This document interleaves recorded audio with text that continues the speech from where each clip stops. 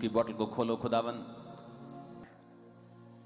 अब आपको ये ध्यान से सुनना है। बाइबल कहती है जब जीसस क्राइस्ट गतसमनी बाग में, आज भी आपने देखा, जब वो ये कह रहे थे कि पिता हो सके तो ये कटोरा टल जाए, वो कोड़ों के बारे में बात नहीं कर रहे थे, वो कांटों के ताज के बारे में बात नहीं कर रहे थे।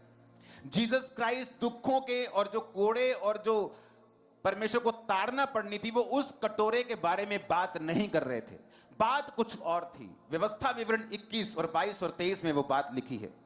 लिखा, यदि किसी के प्राण दंड के योग्य कोई पाप हुआ हो जिससे वो मार डाला जाए तो उसके शव को वृक्ष पर, ट्री पर, लकड़ी पर लटका दिया जाए। वो शव रात को वृक्ष पर टंगा ना रहे, उसी दिन उसे मिट्टी देना जो लटकाया गया हो, क्योंकि जो लटकाया गया हो वो परमेश्वर की ओर से श्रापित ठहरता है।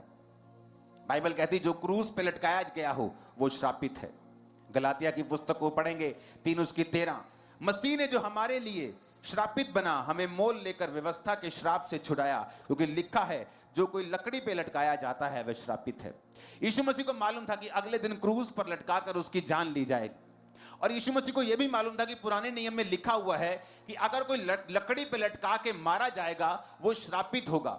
और यीशु मसीह को यह भी मालूम था कि अगर मैं लकड़ी पे लटकाकर मारा जाऊंगा और श्रापित होऊंगा तो यहोवा पिता जो पाक और पवित्र है, जो श्राप को और पाप को देखता तक नहीं, मुझे उससे अलग होना पड़ेगा और मुझे उससे जुदा होना पड़ेगा।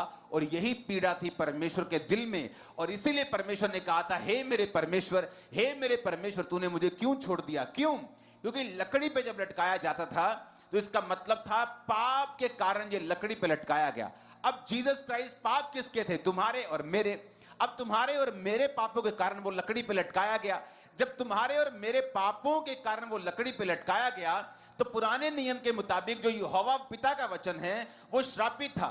और यह भी हमें मालूम है कि जो श्रापित है उसकी ओर परमेश्वर देखते नहीं, और जब परमेश्वर ने अपनी पीठ को परमेश्वर की ओर फेरा, अपने फेस को हटा लिया, तो इसीलिए परमेश्वर ने कहा था, हे मेरे परमेश्वर, हे मेरे परमेश्वर, मेरे पिता, तूने मुझे क्यों छोड़ दिया? इसीलिए प्रभु यीशु मसीह कह रहे थे कि मेरे पिता हो सके तो ये कटोरा मुझसे टल जाए, लेकिन मेरी नहीं तेरी इच्छा पूरी हो। बाइबल कहती आदम के कारण जो पहला था, उसके एक गुनाह के कारण हम सब पापी ठहरे। चाहे हम अच्छे काम करें तो भी पापी हैं, चाहे हम भले काम करें तो भी पापी हैं, क्योंकि वो ब्लड के कारण जो पाप था सारे मनुष्यों में फैला। एक गुनाह सबके पाप का कारण हुआ। और बाइबल कहती प्रभु यीशु मसीह जब उस पाप को रिप्रेजेंट करके लटके हुए थे, तो जो हमारी जुदाई थी, परमेश्वर खुद जुदा होके उस पुल को, उस गैप को वो भर रहे थे। और इसीलिए परमेश्वर दुखी थे, क्योंकि वो सब कुछ बर्दाश्त कर सकते थे, लेकिन कुछ सेकंड के लिए, कुछ मिनटों के लिए भी वो पिता के साथ दूरी को और पिता के साथ अलगताई को वो बर्दाश्त नहीं कर सकते थे।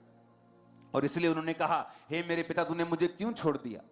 क्योंकि वचन पूरा हुआ, जो काट पे लटकाया जाता है वो श्रापित है। अगर वो श्रापित है तो बाप उसे देखेगा नहीं, छोड़ देगा। वो छोड़ा इसलिए गया ताकि हम परमेश्वर में आ सकें। लेकिन जिस तरह आदम के पाप के कारण सारी दुनिया पापी ठहरी, यीशु मसीह की आज्ञाकारिता के कारण तुम और मैं आज धर्मी हैं। एक मनुष्य के कारण हम पापी थे और एक के कारण आज हम धर्मी होकर खड़े हैं।